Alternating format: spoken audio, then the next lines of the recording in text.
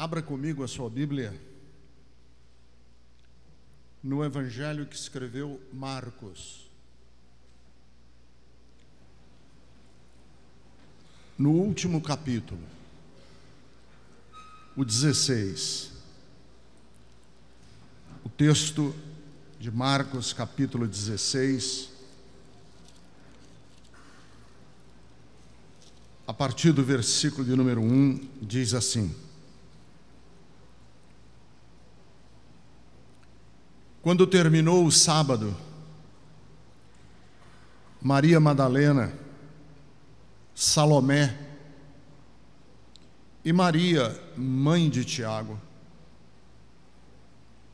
compraram perfumes, especiarias, perfumes aromáticos, para ungir o corpo de Jesus.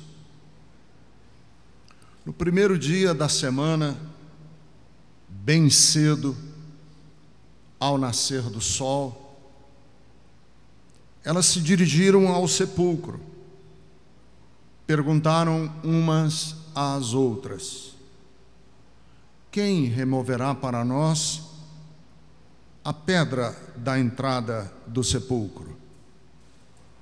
Mas, quando foram verificar, viram que a pedra, que era muito grande, havia sido removida. Entrando no sepulcro, viram um jovem, vestido de roupas brancas, assentado à direita, e ficaram amedrontadas. Não tenham medo, disse ele. Vocês estão procurando Jesus, o Nazareno, que foi crucificado. Ele ressuscitou. Não está aqui. Vejam o lugar onde o haviam posto.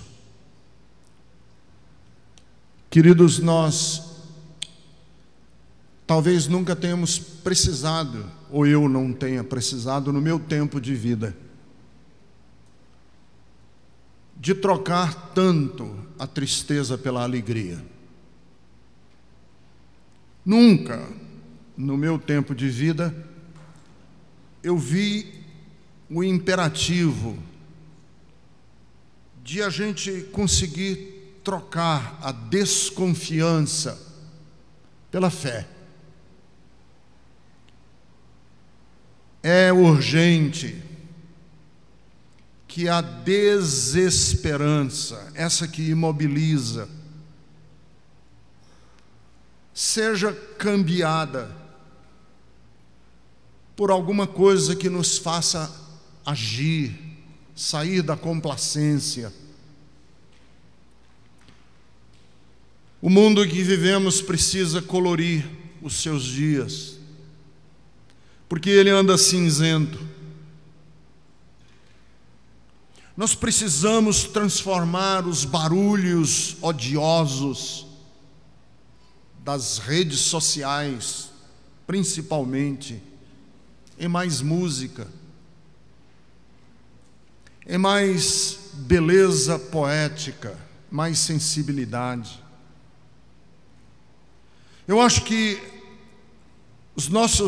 aquilo que nos alimenta, os nossos alimentos, que alimenta a nossa alma. Jesus disse: nem só de pão vive o homem. Nós nos alimentamos de outras coisas. Mas esses alimentos que a gente está nutrindo a alma, eles andam insossos. A gente precisa, nas frases e nas afirmações tão pesadas, nas notícias tão ruins que se repetem, nas manchetes que enchem os jornais, e um pouco mais de poesia. Nós precisamos molhar mais os nossos teclados, as páginas de papel que a gente escreve, não com ranho, mas com lágrimas.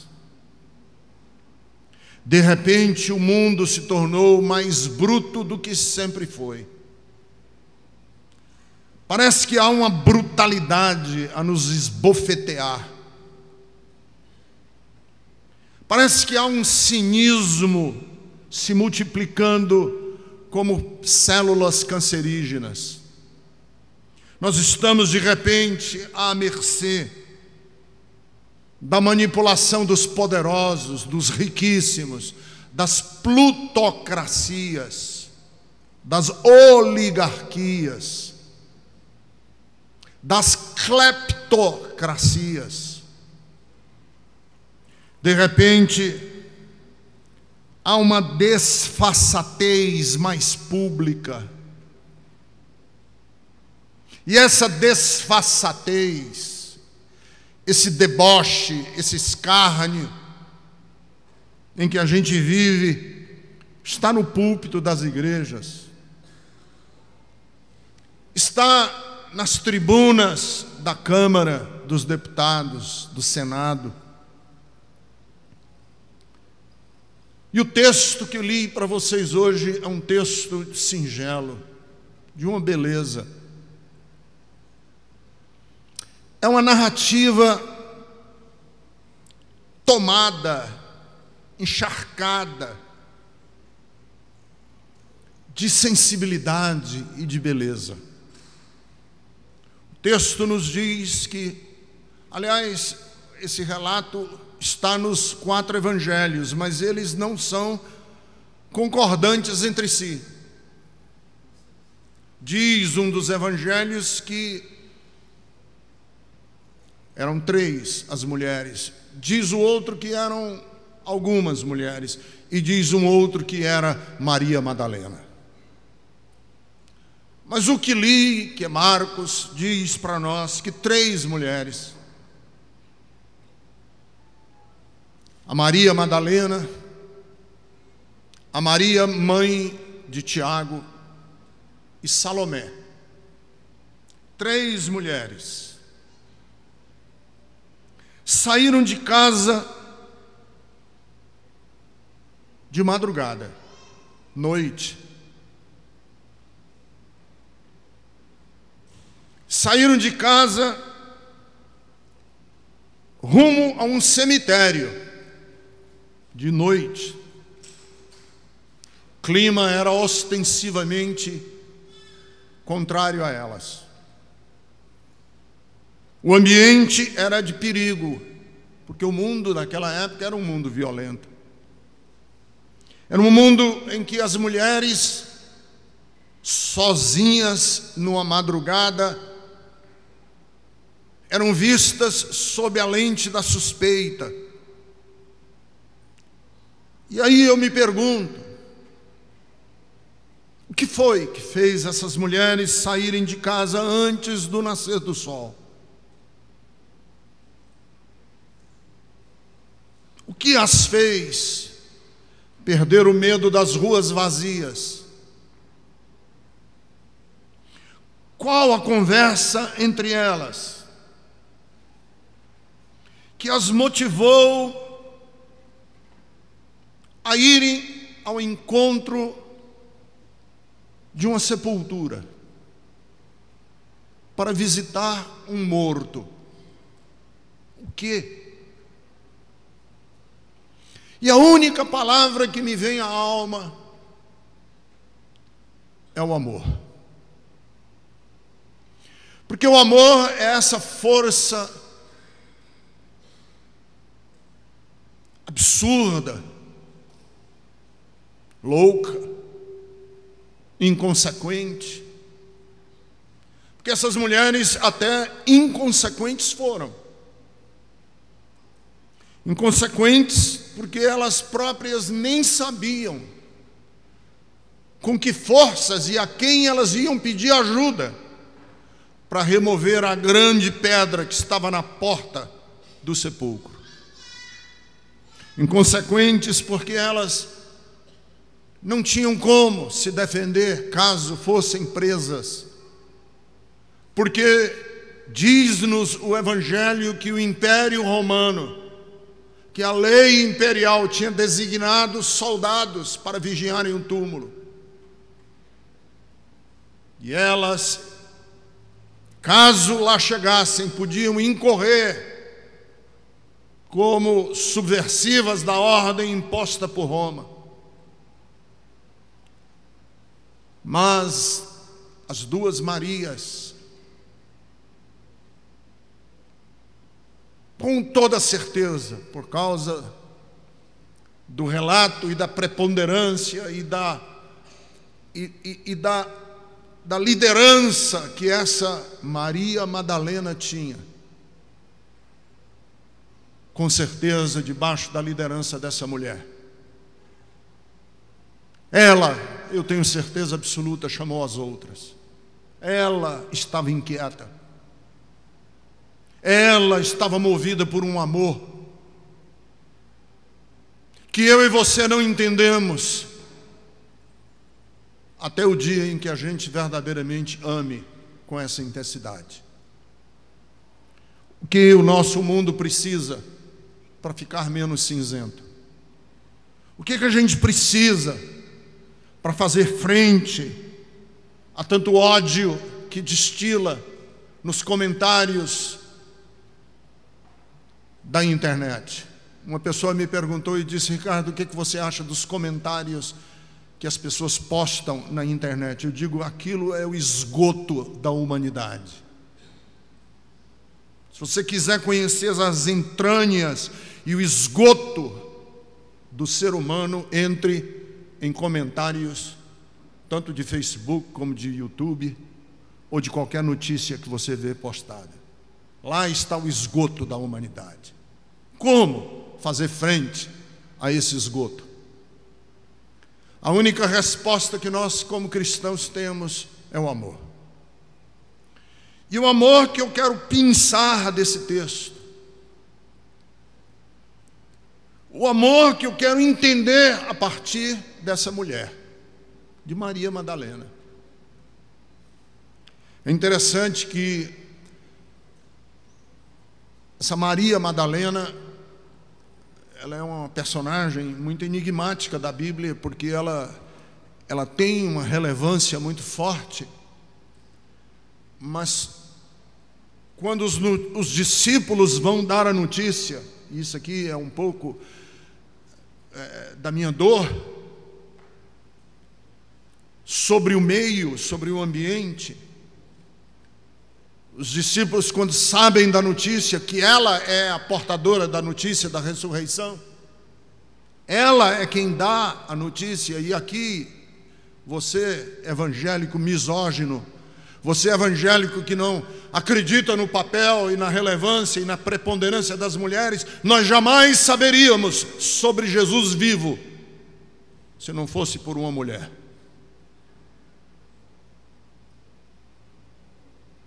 Quando os discípulos disseram: quem está passando essa notícia? Quem trouxe a notícia? E eles disseram: a Maria. Mas havia muitas Marias naquele mundo, porque Maria era um nome comum. Qual Maria? E alguns disseram: a Madalena, porque Madalena significa que ela veio de uma cidadezinha chamada Magdala. A Maria que veio de Magdala. Mas espera aí, muitas Marias vieram de Magdala. Qual Maria vocês estão se referindo? E eu creio que aqui está um pouco do ranço, do preconceito, da falta de perdão, da falta de acreditar em novos começos. A Maria de Magdala, a Madalena, de quem o Senhor expulsou os 7 demônios. Esse estigma. Mas essa mulher era de uma beleza, de uma sensibilidade. E como é que eu sei que ela era uma mulher de uma beleza e de uma sensibilidade ímpar? Pelo seguinte: Porque quem mais ama, mais está disposto a se sacrificar. O texto diz que essas 3 mulheres foram ungir o corpo de Jesus. Elas não foram embalsamar, quem embalsamava era egípcio. Elas foram colocar perfumes aromáticos no corpo em estado já de decomposição, segundo a cabeça delas.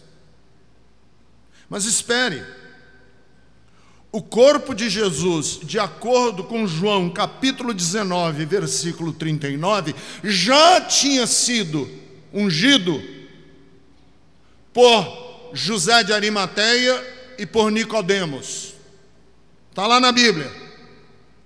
E o texto diz que Nicodemos e José de Arimateia, quando foram sepultar Jesus, ungiram, envolveram Jesus com panos e com aproximadamente 34 quilos de ervas, de especiarias.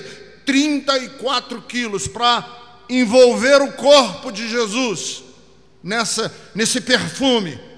E aí você me faz uma pergunta, e eu faço a você a pergunta: essas mulheres não sabiam que o corpo de Jesus já tinha sido ungido? Essas mulheres não sabiam que o corpo de Jesus já tinha sido preparado por Nicodemos e José de Arimateia? Sim, elas sabiam.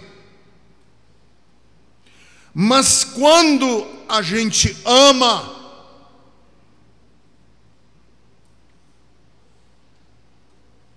a gente aprende um princípio: que quem muito ama, muito está disposto a se sacrificar por aquele que a gente ama. Porque eu digo para Maria Madalena: vocês não precisavam fazer isso. O corpo de Jesus não precisa de mais perfume. Ao que elas podiam responder para mim, e a Madalena talvez respondesse para mim: eu sei que ele não precisa. Quem precisa ir lá ungir o corpo sou eu. Porque quem ama, cuidar é um imperativo. Quem ama, cuidar é uma precisão. Eu preciso. Não, Jesus não precisa, ele já foi ungido por José de Arimateia, mas eu preciso. Porque quem ama, proteger é um dever. Eu preciso fazer isso. Deixa eu dar um exemplo. Há alguns anos eu fui pregar em Campina Grande. Eu tinha um compromisso em São Paulo. Eu tinha que pregar em Campina Grande à noite, pegar o ônibus em Campina Grande, depois de pregar, ir para João Pessoa, e cedinho da manhã, 8 horas da manhã, 9 horas da manhã, eu tinha que pegar o avião. E eu falei para o pastor: eu prego, mas eu tenho que pegar o ônibus noturno entre Campina e João Pessoa. Cheguei lá para pregar, o pastor falou: olha, irmão, a gente foi comprar passagem e a gente estava acertando aqui, mas esse irmão aqui, o Raimundo, ele disse que leva o senhor. Ele dirige. Vai de ônibus não, vai com o Raimundo. Eu falei: não, não vou fazer isso com o Raimundo. Ele vai passar a noite inteira dirigindo. Vai chegar em João Pessoa e volta para Campina Grande, um bate-volta, para me deixar? Não, eu vou de ônibus. Raimundo olhou para mim e disse assim: Ricardo, me dê esse privilégio. Me dê esse privilégio. Eu não estou fazendo um favor a você. Eu quero ter esse privilégio. Porque quem ama e quem cuida é um privilégio. Madalena deve ter chamado as outras e disse: vamos lá, porque para nós mulheres vai ser uma honra cuidar do corpo do nosso Senhor. Porque quem ama ser generoso,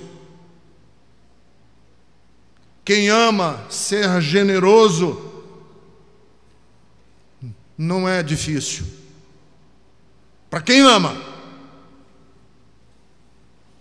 Talvez uma das passagens mais lindas que eu considero da Bíblia toda é quando o pai está conversando com o filho, na parábola do filho pródigo, e o filho mais velho diz para o pai: pai, eu te servi, e você nunca fez nada por mim, e eu estou há tanto tempo aqui te servindo. E o pai olha para o filho e diz: meu filho, tudo que eu tenho é seu. Tudo. Eu já chamei meus filhos e já disse isso para eles: filhos, tudo que eu tenho é de vocês, porque eu os amo. Tudo que eu tenho é de vocês. Para mim é um privilégio. Você sabe por que eu digo isso? Porque alguns acham que estão fazendo um favor para Deus, o servirem.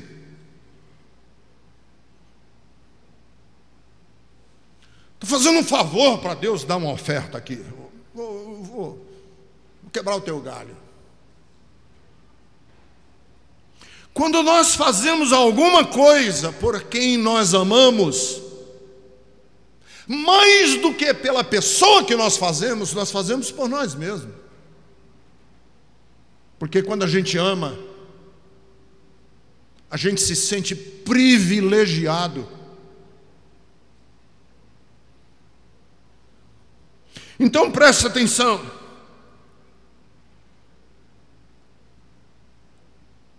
Essas mulheres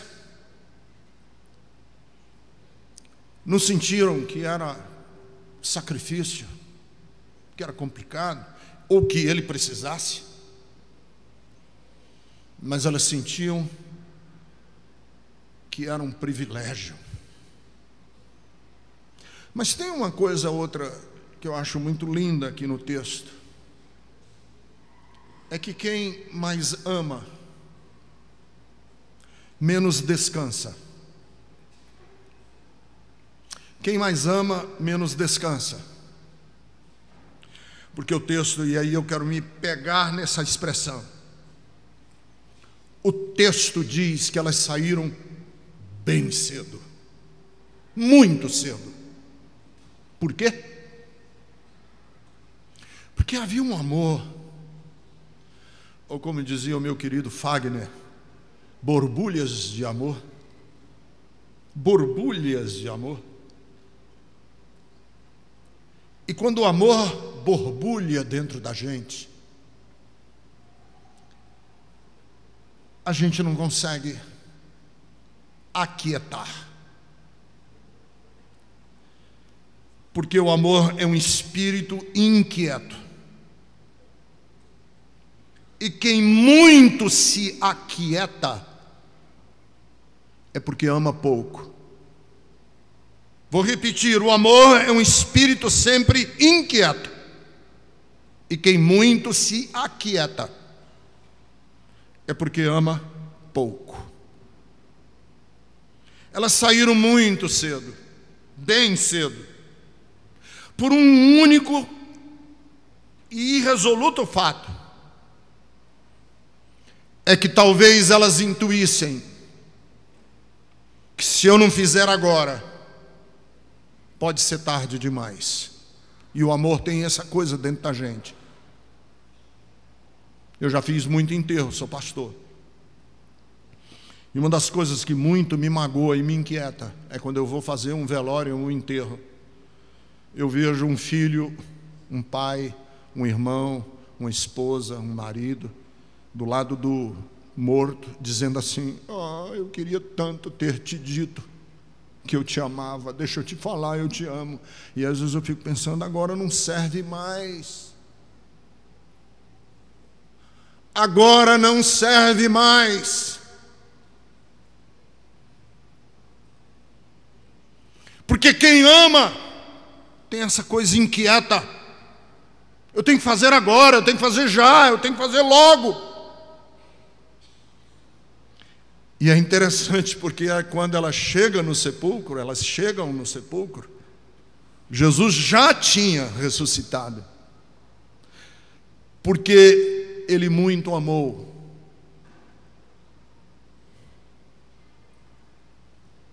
E antes, o amor sempre quer se antecipar. Quem posterga, não deixa para depois, não, vamos deixar para mais tarde, não, deixa para a semana que vem, não, deixa para o ano que vem, é porque ama pouco.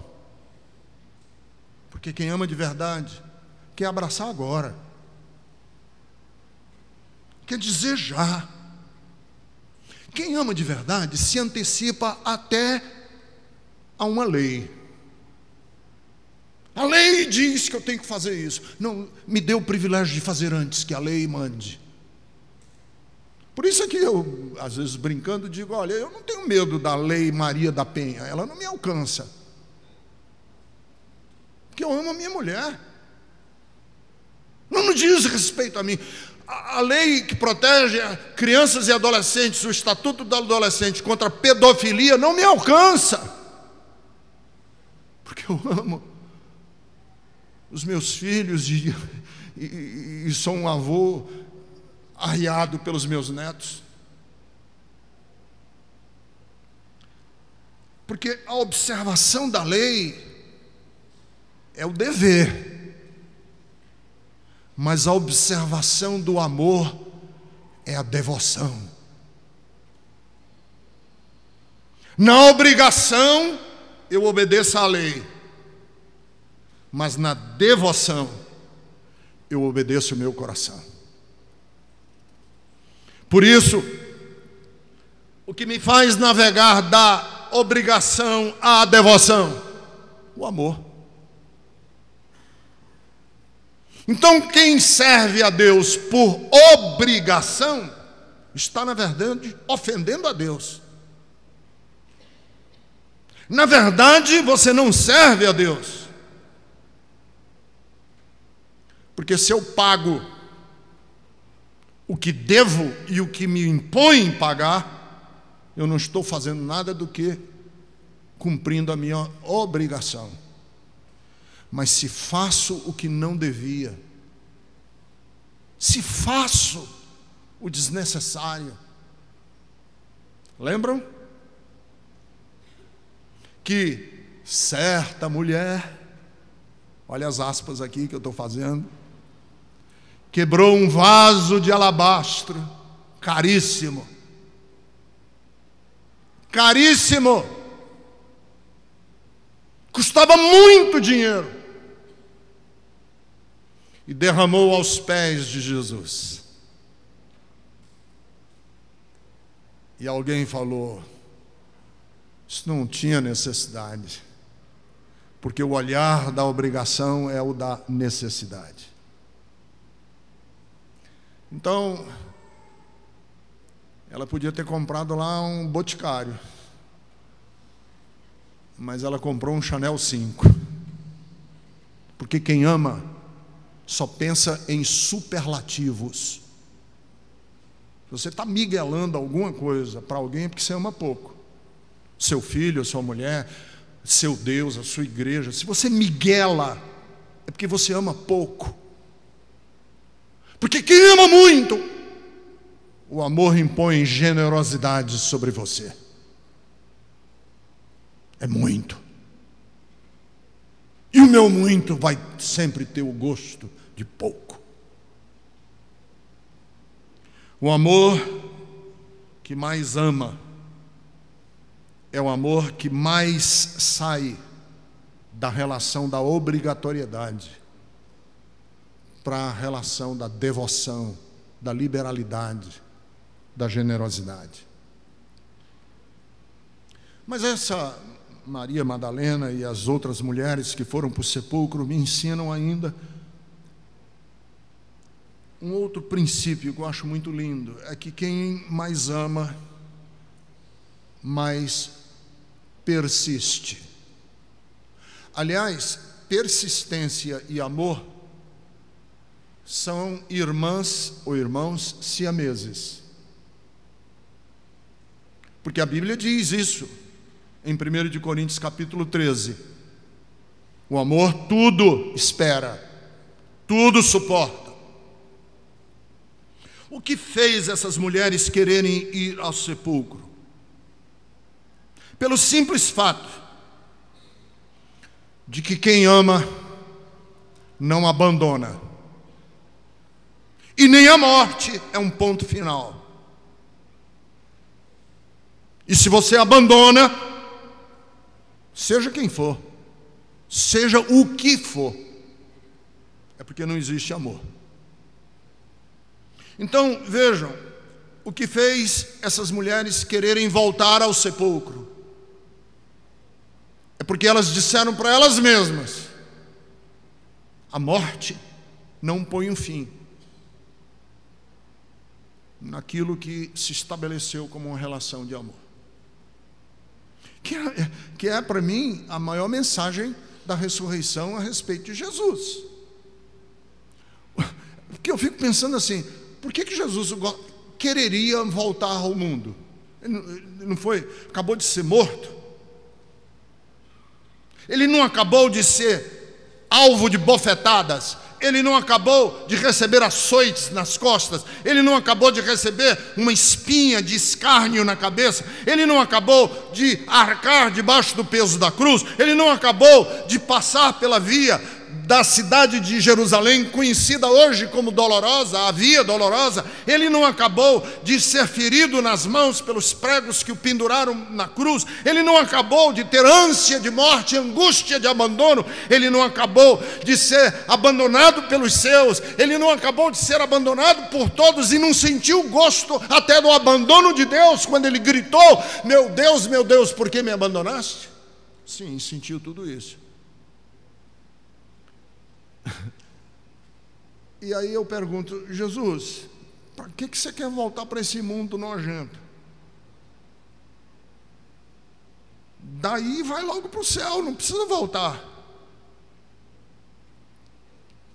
Para que voltar? Para o mundo que ele rejeitou. É porque eu amo.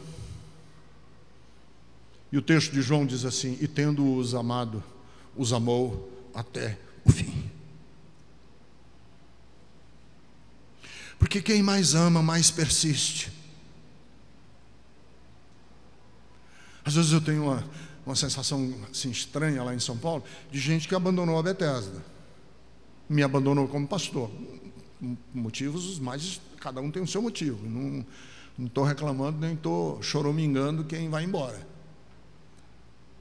O que eu acho estranho é a pessoa dizer assim, às vezes aí me vê, a gente se encontra num casamento, no enterro, aí me vê e diz assim: ah, pastor, tanta saudade.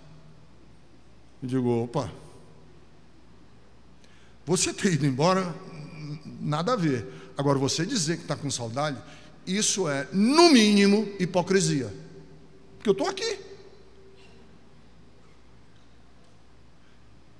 E para matar essa saudade, era só você ter vindo mês passado, semana passada, ano passado, 3 anos atrás. Então, essa frase sua, estou morrendo de saudade, é falsa. Eu não vou dizer isso, né? Claro, estou dizendo para vocês. Claro, estou dizendo para vocês aqui, eu fico com cara de paisagem. Porque quem muito ama, muito persiste.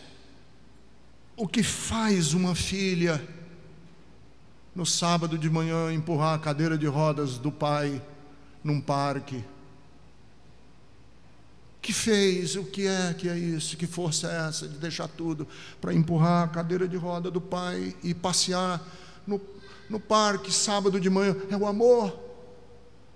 O que fez Jesus voltar a esse mundo e dizer: eu quero voltar, é o amor. O que fez Maria dizer: eu não vou abandonar o meu Senhor. Ele é o amante da minha alma. Pelo muito que Ele fez, pelo muito que Ele representou, eu não vou deixá-lo. O que faz um amigo, eu já contei aqui na Bethesda, mas eu não canso de contar de novo. Quando a gente teve aquela grande catástrofe aqui na Bethesda, que nos afetou todos, o Alisson já estava morando em Florianópolis, eu morava em São Paulo. Houve aquela noite fatídica, aquela noite horrorosa aqui na Bethesda, que a igreja dividiu. Teve piquete na porta da igreja, vocês lembram? Gente batendo bumbo com bandeira e tal. Eu fiquei arrasado. E hoje de manhã eu estava correndo lá na beira-mar e passei em frente ao hotel Viveiros. É Viveiros? É. Luzeiros. Viveiro não, Luzeiro. Eu e o Alisson estávamos hospedados no mesmo quarto, camas separadas, no hotel Luzeiros. E hoje eu tive vontade até de me ajoelhar lá. Só não fiz porque eu achava que eu estava doido. Mas levantar as minhas mãos e agradecer a Deus pela vida do Alisson. Sabe por quê? Porque eu não conseguia conciliar o sono e eu fiquei ali chorando e lamentando e triste. E quando foi lá pelas 2 horas da manhã, eu dei uma cochilada, dormi ali uma meia hora, uns 40 minutos, acordei, e o Alisson estava com aqueles 2 olhos esbugalhados que ele tinha, olhando assim para mim. Aí eu disse assim para ele: negão, vai dormir. Ele disse: não, eu vou ficar velando por você. Eu vou ficar velando por você. Esse é um amigo. Esse é um amigo. Eu vou ficar velando por você. Quem muito ama, persiste. Persiste. E às vezes, nós temos que substituir o nosso conceito de fé pelo conceito de persistência. Porque, aliás, na Bíblia, os dois se confundem. Às vezes eu nem tenho fé, mas sobra em mim a persistência. Porque está escrito na Bíblia: o justo viverá da sua fidelidade.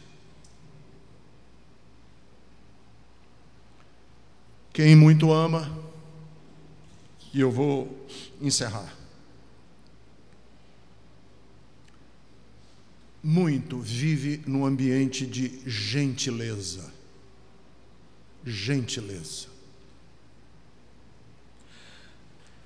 Que é muito interessante. As mulheres vão para o túmulo, e o que as move não é um sentimento de vingança contra o Império Romano, contra a casa de Caifás e de Anás. Elas não são movidas por um sentimento de retaliação. É puro amor. E quando lá chegam, Maria, a Madalena, não reconhece que é Jesus. E pelo tom de voz, quando ele diz Maria, pela inflexão da voz, ela diz: é o meu Senhor. É o meu Senhor. Então, porque eu fico pensando assim, se Jesus era o Messias, mais poderoso do que Moisés, claro que ele era, e Moisés arrasou com o Império Romano, com 10 pragas. Depois de ressurreto, depois de coroado em glória, depois de Senhor dos senhores, depois de ser proclamado Rei dos reis e dizer: eu tenho nas minhas mãos as chaves da morte e do inferno, essa é a hora, Jesus. Passa por cima, Jesus. Rebenta, Jesus. Moisés fez, faça também. Ora, se Jesus era muito mais valente do que Josué, e Josué promoveu um genocídio com as terras de Canaã, Jesus, tu tens o aval de Deus para fazer o que quiser, arrasa com tudo. Se Jesus era muito mais relevante do que Elias, que com autoridade fez o fogo do céu consumir os profetas de Baal, faz também.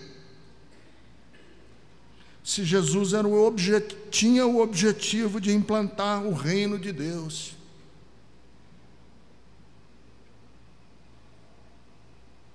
agora, depois de ressurreto, você tem carta livre, cara. Faz, você ressuscitou, a morte não te venceu. E ele ressurreto não tem vingança nenhuma, zero.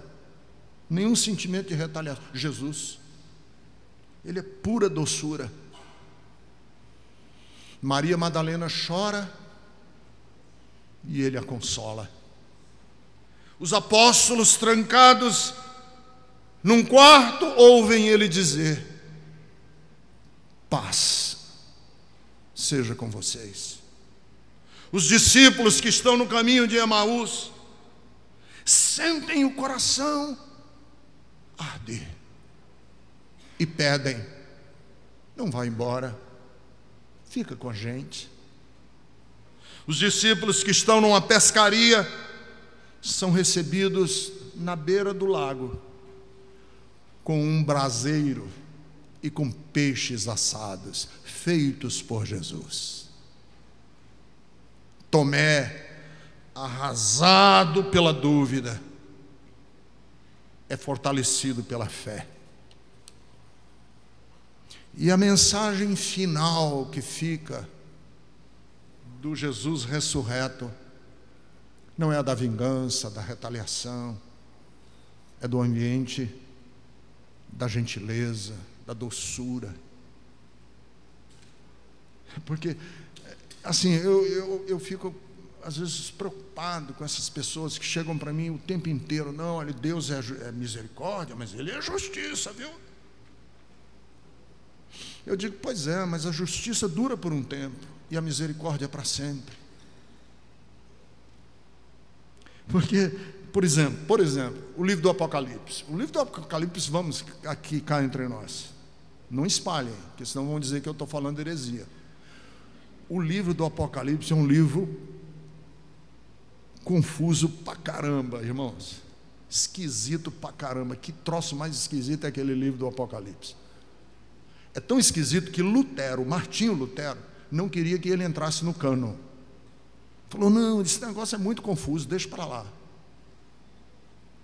O livro do Apocalipse é cheio de monstros, cheio de bichos, de dragões, e de anjos, e de guerra, e de um negócio esquisito. E tem terremoto, e tem gente guerreando contra bicho, comendo gente guerreando contra os bichos. Tem um negócio esquisito. Mas a mensagem final do livro do Apocalipse, sabe qual é? É que Jesus ressurreto vai enxugar dos nossos olhos toda lágrima e vai plantar ao lado de Jerusalém uma árvore cujas folhas serão para a cura de todas as nações. Olha que coisa linda. Esse é o Deus que a gente serve. Porque essa é a mensagem de Jesus, que ressuscita e que visita e que galardoa Maria, se mostrando quem Ele realmente é. Que se Ele é maior do que Moisés, Ele é maior do que Moisés, até quando? Até no nível de quando Deus, vocês lembram que Deus está zangado lá no livro de Êxodo, zangado com Israel, e diz assim: eu vou acabar com o povo de Israel, eu vou arrasar, Moisés, sai da frente que eu vou destruir esse povo todo dia. Esse povo é de dura serviço, esse povo não obedece, esse povo é ingrato, eu vou arrasar com todo mundo. Moisés disse: Senhor, não vai fazer isso não. Porque se o Senhor for arrasar com o povo de Israel, me tira do livro da graça. Tira meu nome, não quero fazer parte. Se ele é um profeta maior do que Elias, ele é maior do que Elias não porque ele tem mais poder de fazer fogo do céu consumir os falsos profetas. Ele é maior do que Elias porque ele sopra o Espírito na mesma sintonia e na mesma vibração daquele vento suave. Lembram que Elias achou que Deus estava no terremoto? Ele achou que Deus estava na tempestade, no trovão, no raio. E Elias percebeu Deus num vento quieto. Essa é a expressão em hebraico: um vento quieto, um cicio, uma breve, suave brisa, que é Ele, Jesus. Que se Ele tem um ministério maior do que todos os que já o antecederam, é porque Ele fala de bênçãos de Deus, não só sobre os que obedecem, não só sobre os que são da linhagem, mas Ele faz as suas bênçãos caírem como um sol sobre justos e injustos, e olha para todos com amor igual.